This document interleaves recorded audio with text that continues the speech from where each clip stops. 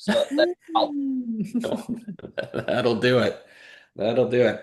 All right. Hi, everyone. We are almost about to live stream to YouTube for all you folks. So just give me a second there. All right. Now we're live streamed to YouTube. So welcome, everybody. Hi, Vicky. Hey, Carol. Thank you for Hey. joining us in the studio today, which is really awesome.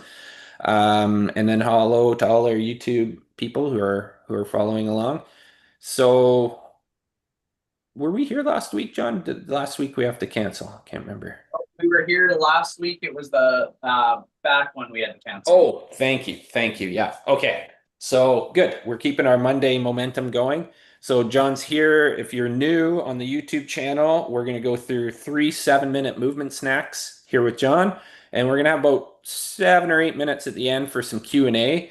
And I just want to remind everybody, Q&A, if you have customer support questions for 7 Movements, hit me up in an email. Send Dan@7movements.com an email. We want to keep these sessions for questions for John about movement, about any movement challenges that you're having. Ask about the movement snacks that you just did. If you have a little pain somewhere, this is a real great opportunity to have access to John, which usually costs quite a bit of cash. So it's a really good opportunity for you to get your questions in to this smarty pants on the screen here today. So, John, I'll let you take it away, and I will return when you're done to facilitate the Q&A section. So, Thanks.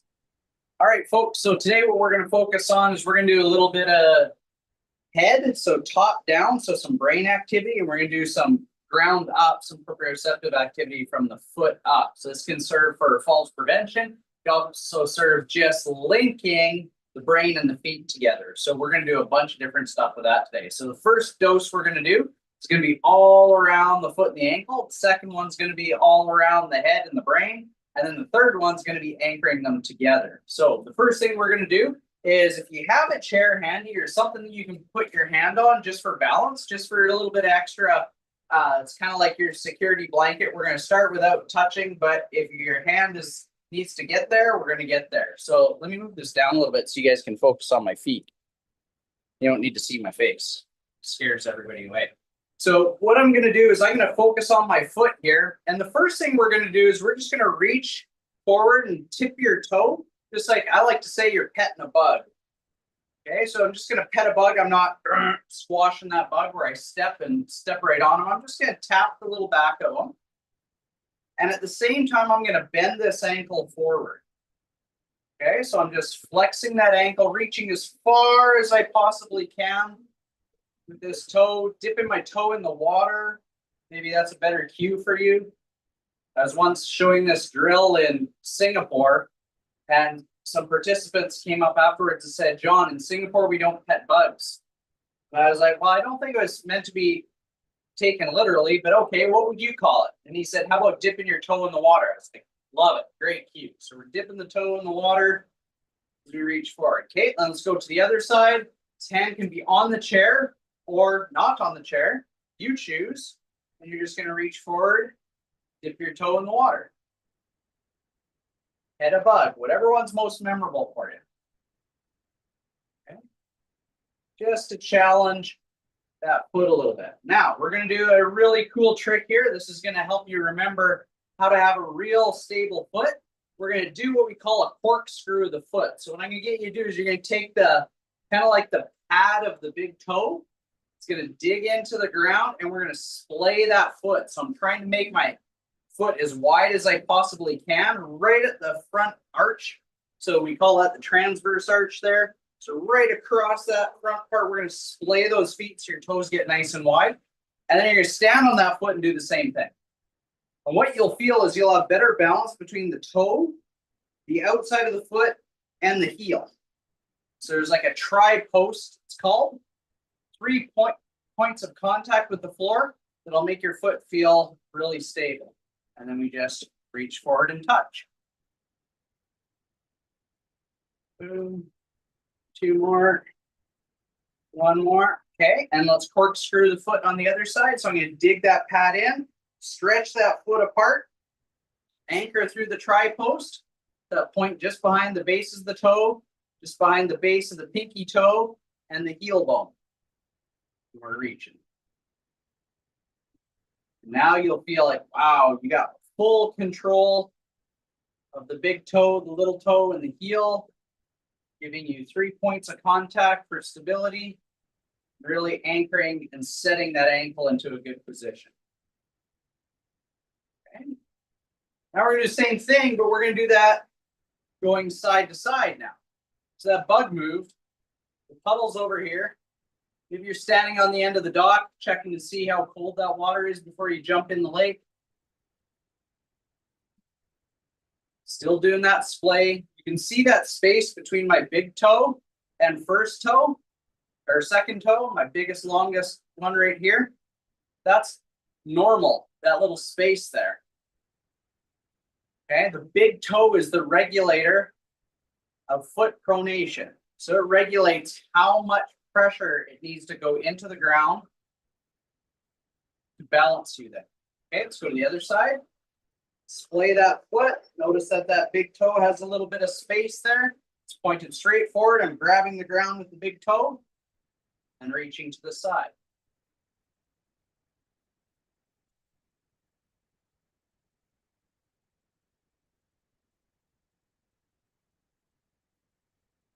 Pairs there for balance if you need it. Catch yourself. Okay. We're going to do one more direction. So we splay that toe. This time we're going to create a bit of an arc. So we're going to reach there and then around. So we have to access some rotation at the foot and the ankle, access some rotation at the knee, access some rotation at the hip and the spine. Okay, still trying to pet that bug, or two bugs, one back here, one in front. Okay, so now we're accessing all our buddies that like to rotate together. You'll notice that my foot is kind of collapsing. That's a good thing. It's responding to where my mass is going. Okay, and then I take up that rotation in the knee and the hip. Let's do the other side now. Splay that foot. Get a better one there, John. Here we go. Okay, reaching across and open. Nice and slow, giving some help to the foot and the ankle. Just call these foot reaches, pet the bugs, toe in the water, whatever you want to call them. But I'd work on these daily. There's no better way of training the foot and the ankle than these 3 drills. This gives you all the range, all the motion that you need at the foot and the ankle. Okay. Outstanding. Let's just do a little march. Let's get a little ground reaction force into the foot. So we're punching the ground down as though your feet are hammers and the ground are nails. Let's punch them down into the ground. Get the arms into it. Get the trunk into it. Punch, punch, punch.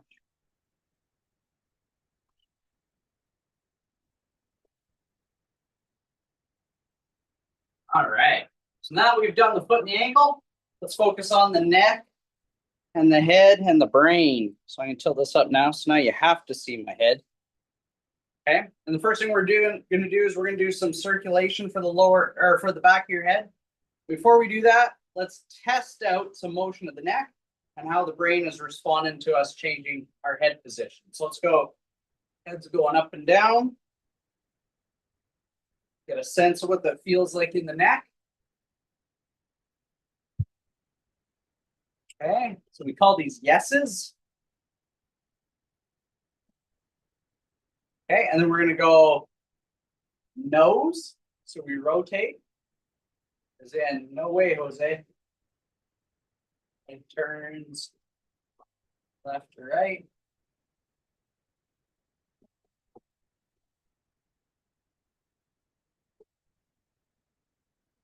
Okay, and then we're gonna alternate doing getting water out of your ears. So tilting your ears side to side. For me, this is the most clunky feeling today. Okay, now that you've sensed that, let's do a little work to get that movement a little bit better. So you can take your fingers and massage the back of your head. Grab it grab that skin, grab that scalp, and move it. So I need some pressure on there. Get right on the bones where the neck meets the skull. That's called the occipital bone. Get on the occiput, which is that little ridge there. Get it right behind the ears.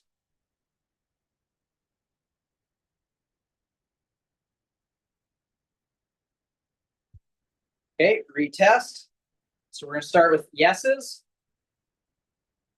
Should feel that your head feels like a bit of a bobblehead now. At least mine does.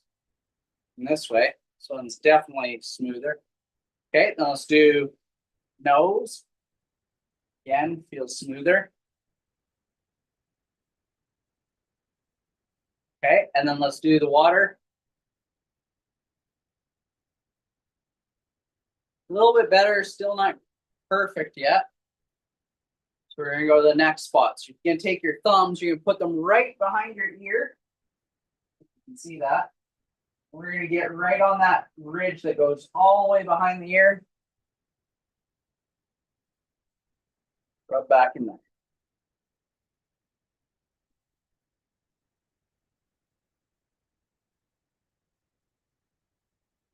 Okay, and rub the temporal bones, not the temples, temporals.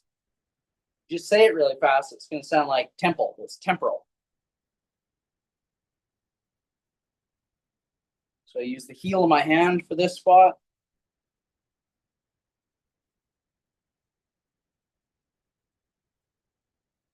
Okay, and then let's test that out. Oh, wow.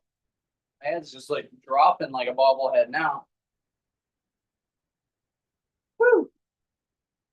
I don't have any weight in my head. My brains fell out of my ears. Okay, and then we're gonna go left or right. Oh yeah, that's better. A little crack there. Anyone else get any cracking? That's so much better. Okay, and then tip to the side. Oh yeah. Woo-hoo! It's party time. Okay, I know it feels good. Okay, and then we're gonna go one last spot. This one we're gonna go right underneath the jaw. So hard to see because I got a big bushy beard, but you're gonna take your thumbs and drive them right underneath your chin and right underneath your jawbone. Scrub those thumbs right underneath the jawbone. So all these muscles in the neck attach underneath here. You're gonna get right out to where the mastoid is, just behind the ear at the bottom, but right across the jawbone at the top. Mastoid, jawbone, temporomandibular joint, going up and down underneath the jaw. Okay, retest. Head up and down. Head side to side. Ear tip. Yeah, I feel so much better. Okay, so I've set this big melon on a better structure and then created better motion. So now we can integrate the head and the foot together. So I'm gonna back up a bit, tilt it down just a little bit so you can get both. Okay, so now we're gonna go onto one foot. So let's balance on one foot, splay that foot. This other one's gonna be back here as a rudder. I got my chair handy in case I need to. We're gonna stand on one foot, little toe for balance. And I want your eyes and head to go up and down together. Okay, so we're challenging your vestibular system and the proprioceptors in the foot, the knee, and the hip to react. Okay, so if you feel like, whoa, I can't balance, get both hands on the chair and drive those eyes up and down. What we're doing is we're testing the writing reflexes in your brain to tolerate and create balance. Okay, so that's top down driver. So it's the head that's moving and the foot's reacting to it. Okay, do the other side. I'm gonna splay my foot, up a bit. Splay my foot. I'm on my left one here, or on my right. To you, it looks like my left. I'm driving my head up and down.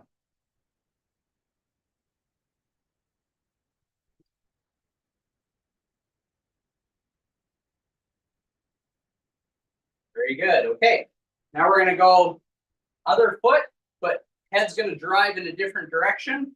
So I got my foot anchored to the ground. Let's go. Head turns left to right. Let those eyes track with your head. It means your eyes are going, trying to beat your forehead to the corner.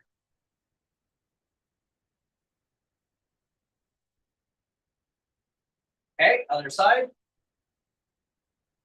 Display that foot, anchor that foot, toes there for balance.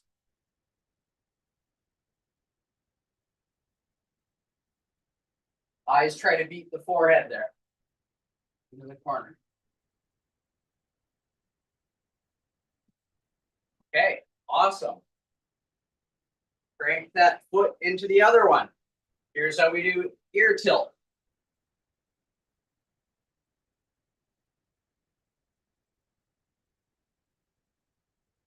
This is something that we don't train very much anymore. Something I'm trying to get all the athletes that I train to be working on, because their head and their feet, your head, your eyes, your feet, and your hands don't integrate well together. It's going to be hard to be a good athlete. So they all need to be on the same page. We don't often train the brain and the eyes enough, especially anchoring it with the feet. Okay, so we're going to anchor that foot there. Here's a little balance. Boom. Eyes side to side. So your eyes beat your forehead on the way there. So your eyes have to drift left to right also. Know where you're going. Okay, how'd that one feel? Take a second. It'll take a minute or two for your brain to react to what's normal again, what's neutral. I was going at a pretty fast pace there. You need to practice this on your own. Go a little slower. Each consecutive set that you do, you can start to speed it up a little bit. Okay. So now we're going to interact not only just in single leg balance, but let's do a little bit of motion here. So let's do the lunge step. We're just going to practice stepping forward, planting that foot. At the same time, I'm going to have you drive your eyes down. Okay, so head's going to stay neutral. This time we're going to coordinate. Your foot goes forward, your eyes go down, but your skull stays in the same spot. Okay, stepping forward, eyes are going down in your skull.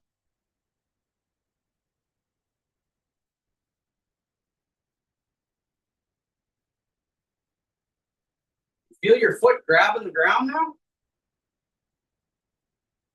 Okay, then we're going to go to the other foot. Step forward, eyes go to the ground.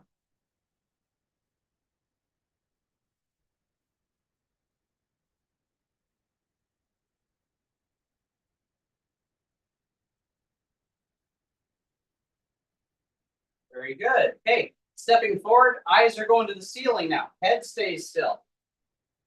Driving the eyeballs.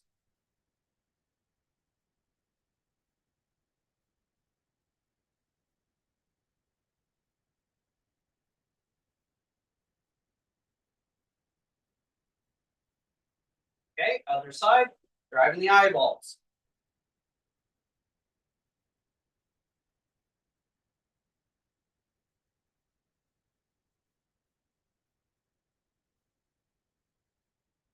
One more. Okay. How are we feeling? Your brain a little bit of a rest. Give your eyes a bit of a rest. We're going to go to a different direction. This next one, we're going to go, your eyes are going left to right, your head staying still.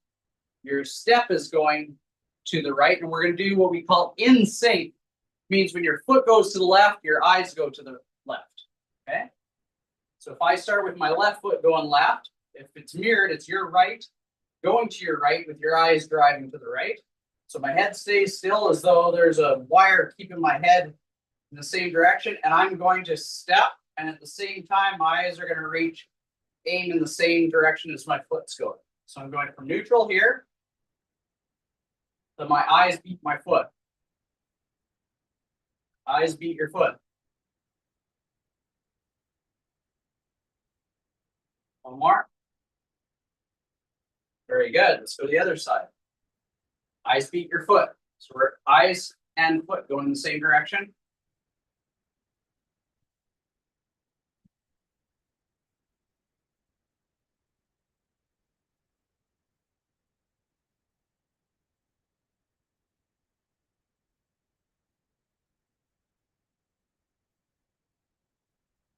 Very good. Okay. This next one, your eyes are going to go in a diagonal with a diagonal step. So I'm going to take my right foot, I'm going to cross over, my head's going to stay neutral. So I want my eyes going from low to high, going up in that upward diagonal direction. Okay, so I cross over, eyes go up, come back, reset. Same leg, same eye direction.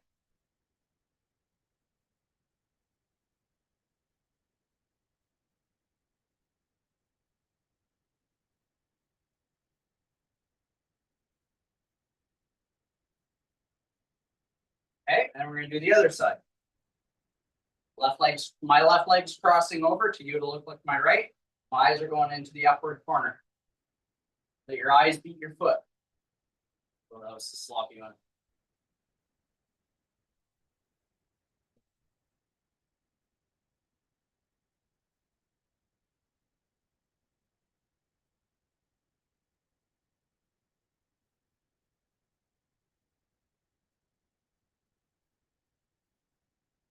And rest.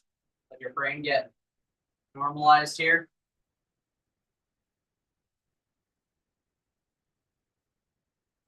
Okay. So this one, forward lunges, eyes stay still. We're going to drive your head back as your foot does what we call kind of like a pivot lunge. I'm going to look up to the sky as I pivot forwards and backwards. Head goes back, head goes forward. Head goes back, head goes forward. In sync with your foot.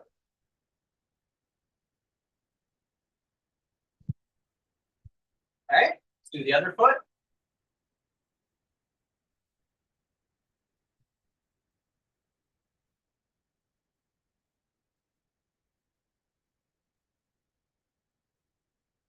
And rest. Next one, we're going to go to the side. All right, turn your head as you step to the side. Okay, starting on your left, mirroring me. Okay, you'll be starting on your right. Sorry, I'm going to my left first.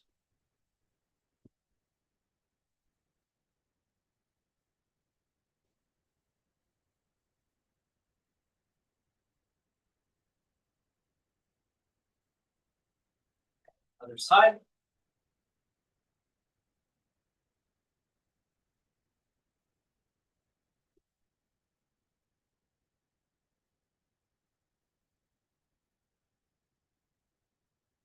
Good, get back to neutral. You got one more to go. This one, we're gonna step back. You're gonna tilt water out of your ear. So as I step back, think about bending the side of your trunk just a little bit, and then get that water out of your ear. It's actually a really effective way to actually get water out of your ear. So you step and drive your ear down towards the ground.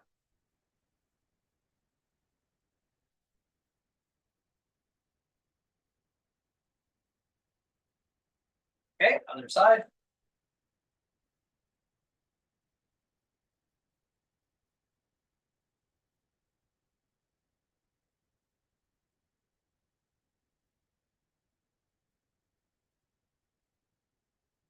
And rest. Here you go, let your brain get relaxed. That's the end of our little lesson today. So just in a recap, we focused on how do we get the foot and the ankle to be more reactive? How do we get the proprioceptors of the foot to react to the ground as we drive a foot in different directions? We call those pet the bugs. Then we did some circulation to make sure that the head was moving really well, because the head became the driver for some of these exercises.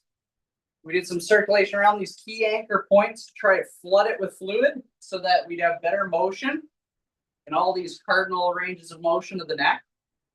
There's more that we could do. We could do different angles and things like that. Remember, the head kind of inserts onto your neck, your skull, into kind of like this gyroscope.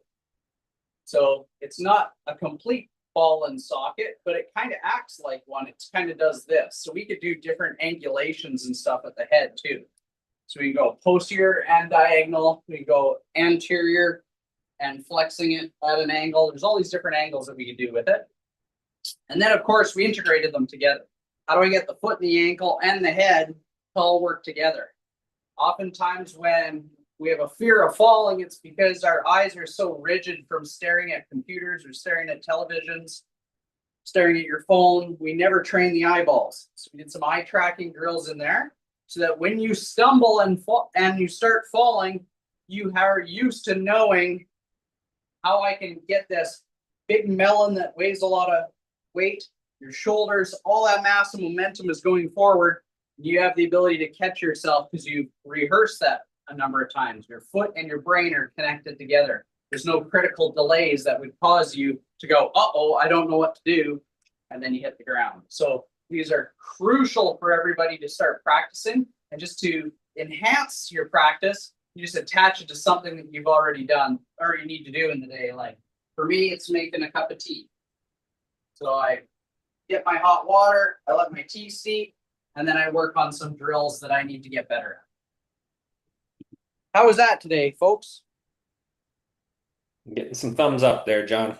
So, okay, we got about 5 minutes for some Q&A here. Vicky, Carol, if you have questions, you get first go. If not, that's okay. I can go to YouTube. Carol, do you have a question? Well, I'm remembering early on when I first saw y'all on the AmFest masterclass, the discussion of the vestibular work, and I had forgotten a lot about that. So this was really a helpful thing because, yeah, I had forgotten, and it definitely added a level of challenge. Awesome. So I don't know that that was a question, but a thank you for bringing that back. No, it's helpful to get a reminder even for us to go back to those topics again and again, and yes, and just keep repeating the mantra, right? Awesome. Okay, so question from YouTube. I'll answer this one. Asking where they can find this video if they wanted to do those movements again. So since we stream this to YouTube, you can actually find these on our YouTube channel. So if you follow the 7 Movements YouTube channel, on YouTube, I think you just search 7 Movements. You can subscribe to our channel. All of these labs that we live stream there, they'll be streamed live, obviously, but when the live ends, they stay recorded as a video on our YouTube channel. So if you want to go back to them, you can go back to them. One quick question here, John, for you is talking about, we get this question a lot, but I think it's good to answer it every time.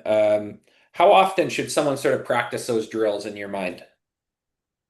I would practice these a couple days a week, like these specific ones. Yeah. What we're trying to do is we're trying to teach the nervous system that this is normal, right? And so what has become normal for us is us just having a rigid gaze with our head in a neutral position. But as we age and we stop practicing motor skills that give us confidence, we tend to lose, like, what's it like to have my head in this odd position as I tilt or my chair gives way, or I catch my foot on the edge of a curb and I start going down. How do I catch myself? And oftentimes we lose it at the our ability to move the foot and the ankle and to grab the ground with the foot and the ankle. We wear shoes probably too often. I don't, like, I'm a dirty foot person. We lose the ability to grab the ground, and we lose the ability for our brain to react to that environment. And so it's good just to be practicing this and start building that skill back up. It's kind of like throwing a baseball, right? You used to do it a long time ago, and the first time you throw it, you're like, thump, and it goes straight into the ground, right? And you're like, oh, I have this motor pattern, it's in there somewhere. The neurons used to wire together, and they're kind of like just separated, so we just got to rewire them again. Right. So once we rewire them, and those neurons are in there, and that motor pattern is set, then now we like continue to practice it, and then that neural pathway becomes even stronger and stronger and stronger. So that now we can start to rehearse different degrees of challenge of these particular exercises. It might be at a higher speed, it might be going at a different distance or direction. What I showed you was a logical step of how to do all these things, but I could create infinite combinations in 3-dimensional space that could challenge you. So it's good to be challenged. We want to know, once I start to feel that's pretty automatic, I'm catching on to this, it's time to add a new challenge to it, so that the neurons have to wire in a different way in order to build out your repertoire of movement confidence and ability. Yeah, I think I'm just thinking out all the programs, if you're on our platform and you get to select from all those different programs that are on there, one natural progression from this session, and correct me if I'm wrong, John, but I think it would be pickleball. I'm just like, Yeah. our pickleball program gets you moving side to side a lot, tracking the ball, having to move your head into different positions, using your eyes a lot, obviously.